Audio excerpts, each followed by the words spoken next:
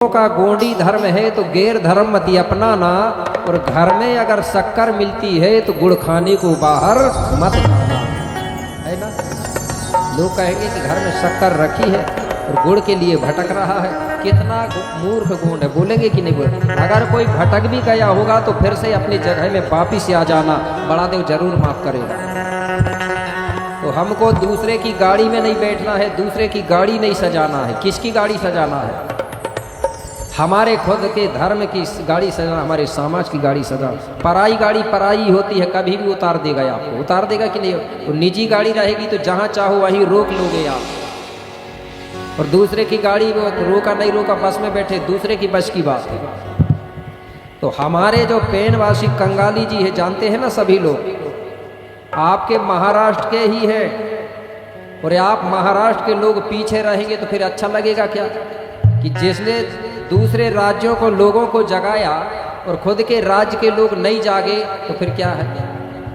आज मैं मध्य प्रदेश से हूँ और मैं बताओ आपके महाराष्ट्र में आके जगा रहा हूँ, और जबकि आपके ही राज्य के रहने वाले निवासी पेनवासी कंगाली जी की पुस्तक पढ़ के ही मुझे ज्ञान हुआ है, ठीक है ना। पेनवासी कंगाली जी और दादा हीरा सिंह मरकाम किसी ना किसी प्रकार से समाज को जगाने का काम किए।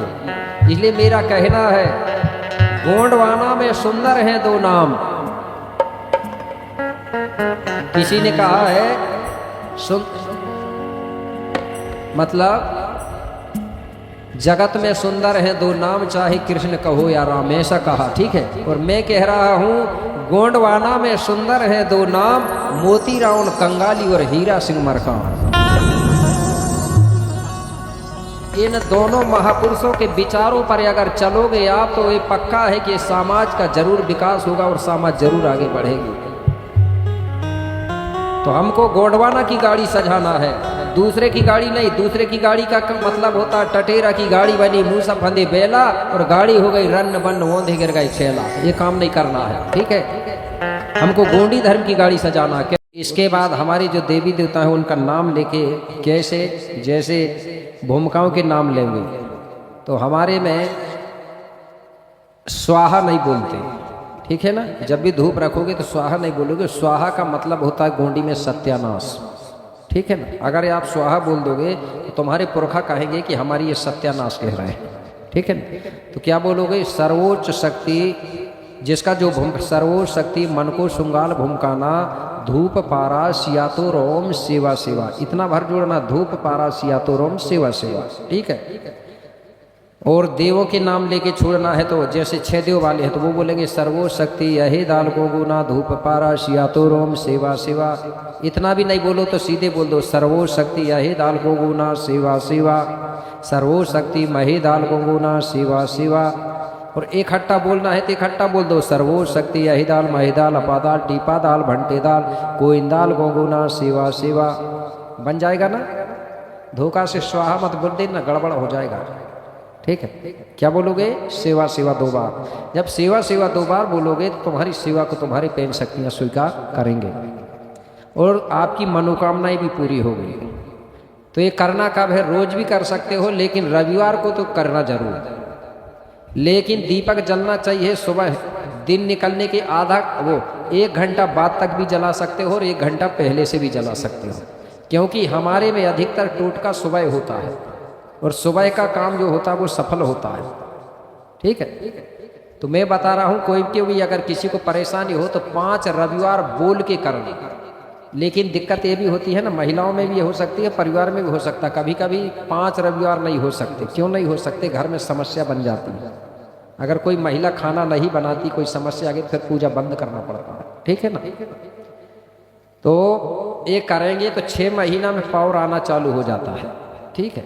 लेकिन बात एक ही है कि गैर धर्म के देवी देवता फोटो वहाँ नहीं होना चाहिए। नहीं तो पता चला सब फोटो रख लिए और कर रहे हैं, गुरु जी हमको मिला ही नहीं, फायदा बोलेंगे, ठीक है। ओरिजिनल होना चाहिए। तो और दारू शराब का परहेज भी करना पड़ेगा इसमें, तब मिलेगा सफलता। मैं तो कह रहा हूँ जो पीता रहा होगा ना वो भी कम से कम 1 साल बंद करके देख ले, और ये रविवार को एक काम करके देख ले। अगर 1 साल में अंतर आता है तो फिर तो वो तो छोड़ा ही देगा, और अंतर नहीं आएगा तो 1 बोतल पीता रहा होगा, 1 बाटल ना तो 2 बाटल पी जाए फिर दूसरे साल से, अगर फर्क नहीं पड़ेगा तो ये पड़ता ही है। ठीक है ना, क्योंकि ये बात गलत नहीं है। पुरखा लोग बोलते थे, आपने सुना होगा, बामन बनिया नेमा जिये नियम से और गोंड जिये देव से, बोलते थे लोग, बोलते थे कि नहीं बोलते थे, ये पक्का है। तो चलो इस प्रकार से हमारे जो गोत्री देवी देवता है उनके बारे में बताया। तो इसमें सामूहिक रूप में बता दे रहा हूँ, मैं निजी में बताऊंगा ना तो बहुत समय लगेगा। ठीक है, अब मैं कुल व्यवस्था बता दे रहा हूँ, वंश व्यवस्था। ठीक है ना, अगर कोई पूछेगा कि तुम किस वंश के हो तो क्या बताएंगे, इसलिए मैं आपको बता दे रहा हूँ। तो जो 4 देव वाले हैं, 4 देव में बहुत से गोत्र आते हैं, 100 गोत्र आते हैं 4 देव में। तो जितने भी 4 देवधारी हैं उनका जो सामूहिक रूप में गढ़ के रूप में माना जाता है। 4 देव सामूहिक गढ़ बता रहा हूँ, निजी में सबके अलग अलग होते हैं। ठीक है ना, सामूहिक बता रहा हूँ। तो 4 देव वालों के जितने भी हैं, चाहे कोई भी हो, 4 देव हैं तो वो सब मिला के सबका सामूहिक गढ़ माना जाता है लांजी। कौन सा गढ़ माना जाता है? लांजी गढ़। अगर तुमको कोई पूछे कि तुम्हारा जो सामूहिक गढ़ है वो कौन सा है तो लांजी बताएगा। ठीक है, लांजी गढ़। और लांजी गढ़ के जो लोग हैं उनका जो कुल है, उनकी जो वंश है, उसको गंग वंशी या गंग कुल माना जाता था। उसी को लोगों ने परिवर्तन करके बाबा शंभू के माथे पे गंगा जी बना दिया। वो गंग वंशियों का राजा था। ठीक है, तो उसका प्रतीक दिया गया था गंगा का। तो 4 देव वाले गंग वंशी हैं और सबके सामूहिक रूप में उनका जो जीवा पेन है 4 देवधारियों का, वो है कछुआ। क्या है? कछुआ। कछुआ को छूते भी नहीं, कछुआ को खाते भी नहीं, पालते भी नहीं। ठीक है ना, क्योंकि अगर घर में पाले और धोखा से छू दिया और अगर खत्म हो गया तो दोष लग जाएगा, इसलिए छूना तक मना है। उनका जीवा पेन है। ठीक है, इसके बाद 7 देवधारी तो है ना, 7 देवधारियों को बताऊं पहले। ठीक है ना, 7 देवधारी जो है वो सबका सामूहिक गढ़ जो माना जाता है वो है मंडला। कौन सा गढ़ है सामूहिक रूप में?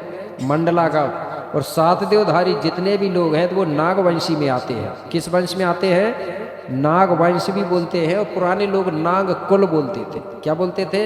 कुल। कौन से कुल के हो बोलते थे तो नाग कुल बोला जाता था। अब वंश बोलने लगे तो नागवंशी कुल। ठीक है, और नागवंशी जितने भी लोग हैं उनका जो जीव है सामूहिक रूप में, निजी की नहीं बता रहा हूँ, सामूहिक रूप में वो है, गोंडी में सुई कुकड़ी बोलते हैं, जानते हैं? सेही या साई क्या बोलते हैं? शायद, हाँ समझ गए ना? हाँ, जिसके कांटे होते हैं उसको मारना भी नहीं चाहिए, खाना भी नहीं चाहिए। क्यों? मारोगे तो 7 देवधारियों की शक्ति क्षीण होती है, मतलब शक्ति कम होती है। जितनी ज़्यादा उनकी संख्या बढ़ती है बोलते हैं उतना ही ज़्यादा वहाँ से 7 देव वालों को करंट पावर मिलता है। ठीक है, गढ़ क्या है? मंडला। वंश है नागवंशी और जीवा पेन है सुई कुकड़ी। ठीक है, सुई कुकड़ी याद रखना, गोंडी में भी याद रखो अपना देव का। ठीक है ना? हाँ। इसके बाद में 6 वाले 6 देवधारी जितने भी हैं तो उनका जो कुल है, उनकी जो वंश है वो है सूर वंश। किस कुल में आते हो? सूर कुल, सूरवंशी। कुल भी बोल सकते हो, वंश भी, कोई दिक्कत नहीं। ठीक है, इनके जो पुरखाओं ने राजपाट किया तो उनको बोलते थे सूरवंशी राजा, और 7 देवधारियों ने किया तो उनको बोलते थे नागवंशी राजा।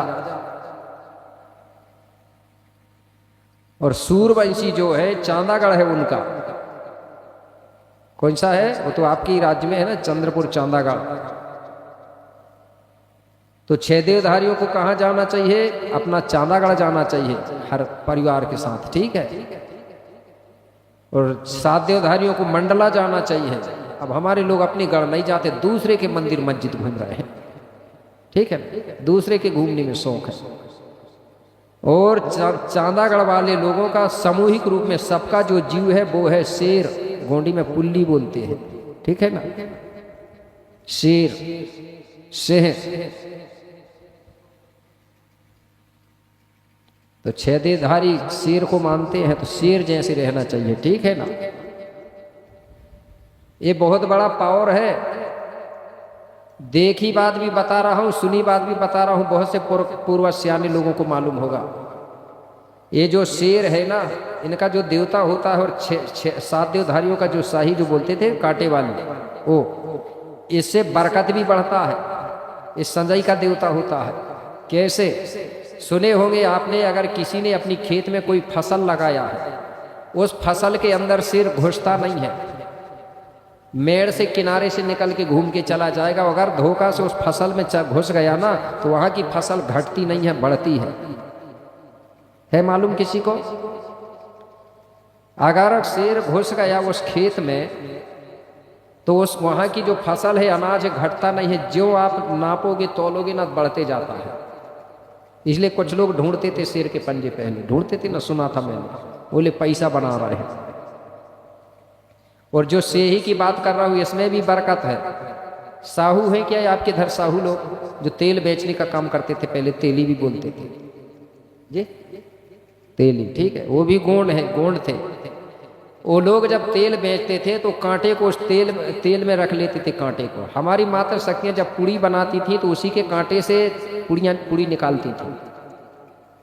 एक बार मैंने पूछा था एक दाई से, तो बोली इससे बोले तेल जलता कम है, बोले कम लगता है, बोले तो मतलब वो बरकत है। और शेर का भी बरकत का काम करता है। तो जितने ज़्यादा शेरों की संख्या बढ़ेगी, उतना ही ज़्यादा छेदेवधारी पावरफुल होंगे, शक्तिशाली होंगे। करंट आपको वहीं से मिलता है, ऊर्जा वहीं से मिलता है, प्राकृतिक ऊर्जा। जैसे एक मीटर है, ट्रांसफार्मर है, वहाँ से हमको करंट आता है, इसी प्रकार छेदेवधारियों को शेर से मिलता है। इसके बाद 5 देव वाले तो नहीं है ना, 5 देव वाले जो हैं वो चंद्रवंशी में आते हैं, चंद्रकुल में। इसलिए बाबा शंभू ने अपने माथे पे चंद्रमा भी धारण किया है, चंदा भी धारण किया है, नाग भी धारण किया है, गंगा जी भी धारण किया है, सूर्य भी, ठीक है ना। वो उसका प्रतीक बनाया गया था। ये सब वंशों का राजा है।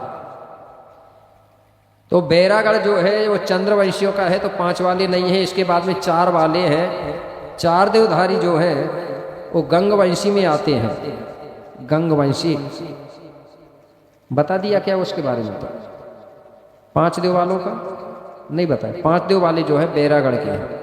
बैरागढ़ है और चंद्रवंशी है, और उनका जो जीवा पेन है वो है गिरगिट। जानते हैं गिरगिट? हाँ, वही है जीव। तो इनके हर गोत्रधारियों के अलग अलग पेड़ भी होते हैं।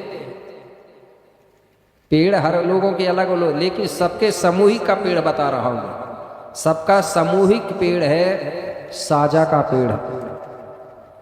हमारे में मंदिर नहीं होते थे। हमारा बड़ा देव मंदिर में नहीं रहता, ठीक है ना। इसलिए मंदिर नहीं मिलते बड़ा देव के। भले आज परिवर्तन हो गया तो बनाने लगे लोग। कबीरदास जी ने भी बात कहा था, एक गीत सुना होगा ना, कस्तूरी कुंडल बसे मृग ढूंढे बनमाही, और ऐसे बड़े देव घट घट में है दुनिया देखो नाही। वहां बड़ा देव की जगह में राम लिख दिया गया है। घट घट में कौन समाया है? बड़ा देव समाया है। समाया है कि नहीं समाया? 5 तत्व। ऋषि को कहा था, मोहे कहाँ तू ढूंढे बंदे, मैं तो तेरे पास में, ना तीरथ में, ना पूरथ में, ना जोग संन्यास में। कहा था ना। तो बड़ा देव मंदिर मस्जिद में नहीं रहता, पेड़ों में रहता है। तो कौन सा पेड़ है हमारा मुख्य? साज का पेड़, साजे मढ़ा। और एक पेड़ और है जिसको साल बोलते हैं, साले का पेड़, ठीक है ना। इस सुमरनी में लिखा हिंदी में, साल और साज में सात्विक पूजा फिर मऊहा में जाए, और धूप दीप को या फूल चढ़ावे तो सुख संपत्ति घर आए। तो निजी में बहुत टाइम होगा, कभी और समय मिलेगा फिर अलग अलग बता दूंगा, सामूहिक रूप में बताए, क्योंकि खीड़ो खूंट के बारे में भी बताना जरूरी है, ठीक है ना। क्योंकि हम लोग भीमाल पेन को मान रहे हैं, खीड़ो दाई शीतला दाई को मान रहे हैं कि महामाया, क्या बोलते हैं इधर, महामाता जी, माता माई, हाँ माता दाई, उसको खीड़ो दाई भी बोलते हैं। खीड़ो दाई इसलिए बोलते हैं, गोंडी में गांव को भी खीड़ो बोलते हैं। और वहाँ की जो माँ होती थी उसको दाई बोलते थे, तो वो है खीड़ो दाई। तो मैं ये हमारे ग्राम के देवी देवताओं कैसे बने, इन्होंने ऐसा कौन सा काम किया जिससे कि हमारे आज SC ST OBC के लोग इनको देवता के रूप में मानते हैं ना। एक ऐसी नहीं है कि गोंडई अकेले मानते हैं, खीड़ो दाई, ठाकुर देव, खीला मुठुआ, इनको सभी समाज के लोग मानते हैं। और इनका इतिहास या इनकी जानकारी आपको 4 वेद 18 पढ़ 6 7 9 ग्रंथों में नहीं मिलेगी कि मिली है कभी।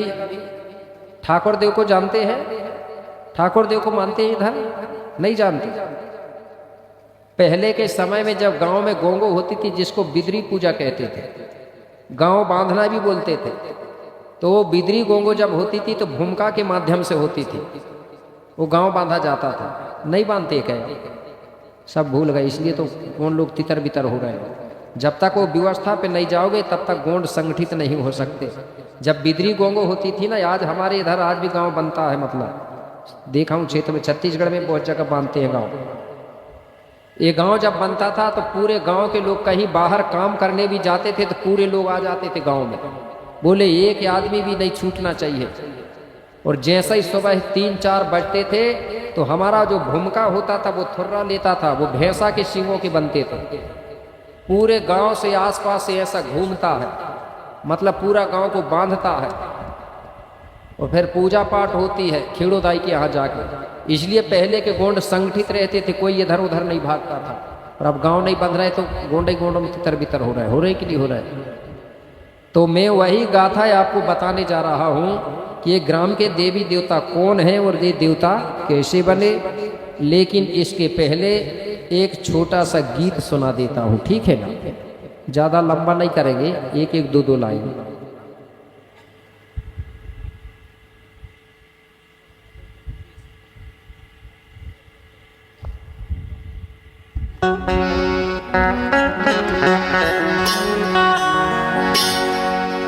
तो मेरा गीत गाने का मतलब ये है कि हम लोग पहले खूब भटक गए इधर उधर धर्मों में, लेकिन जब से जाने तभी से मान लेना चाहिए, ठीक है ना। जब नहीं जाने तो कोई बात नहीं, क्योंकि हम गोंड हैं। क्या हैं हम लोग? गोंड हैं। तो हमारी संस्कृति गोंडी है। धर्म बोलने लगे अब लोग, कोई बात नहीं। गोंडों का गोंडी धर्म है तो गैर धर्म मत अपनाना। अगर बात सही लगेगी ना तो ताली जरूर बजाना, ठीक है ना। अभी नहीं, सुनने के बाद किसी को बुरा भी ना लगे। गोंडों का गोंडी धर्म है तो गैर धर्म मत अपनाना। और घर में अगर शक्कर मिलती है तो गुड़ खाने को बाहर मत जाना, है ना। लोग कहेंगे कि घर में शक्कर रखी है और गुड़ के लिए भटक रहा है, कितना मूर्ख गोंड है, बोलेंगे कि नहीं बोलेंगे। अगर कोई भटक भी गया होगा तो फिर से अपनी जगह में वापिस आ जाना, बड़ा देव जरूर माफ करेगा। तो हमको दूसरे की गाड़ी में नहीं बैठना है, दूसरे की गाड़ी नहीं सजाना है। किसकी गाड़ी सजाना है?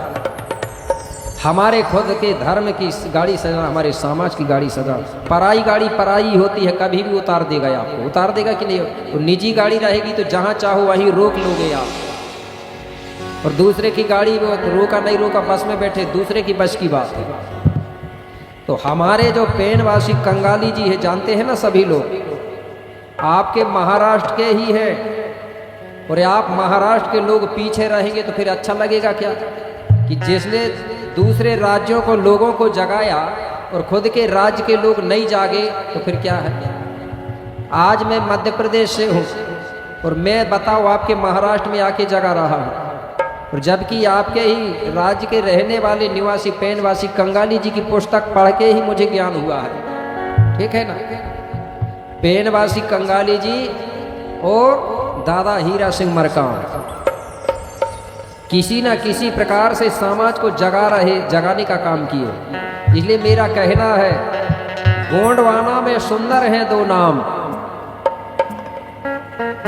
किसी ने कहा है मतलब जगत में सुंदर हैं 2 नाम, चाहे कृष्ण कहो या राम, ऐसा कहा, ठीक है। और मैं कह रहा हूँ गोंडवाना में सुंदर हैं 2 नाम, मोतीराम कंगाली और हीरा सिंह मरकाम। इन दोनों महापुरुषों के विचारों पर अगर चलोगे आप तो ये पक्का है कि समाज का जरूर विकास होगा और समाज जरूर आगे बढ़ेगी। तो हमको गोंडवाना की गाड़ी सजाना है, दूसरे की गाड़ी नहीं। दूसरे की गाड़ी का मतलब होता है टटेरा की गाड़ी बनी, मुंह सब फंदे बेला और गाड़ी हो गई रन्न बन्न ओंधे गिर गई छेला। ये काम नहीं करना है, ठीक है। हमको गोंडी धर्म की गाड़ी सजाना। कैसे?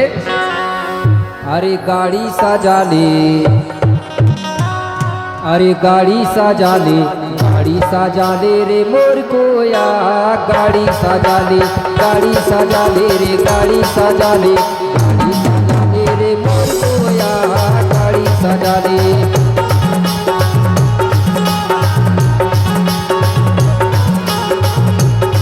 अरे गाड़ी सजा ले रे, गाड़ी सजा ले, गाड़ी सजा ले रे मोर कोया, गाड़ी सजा ले।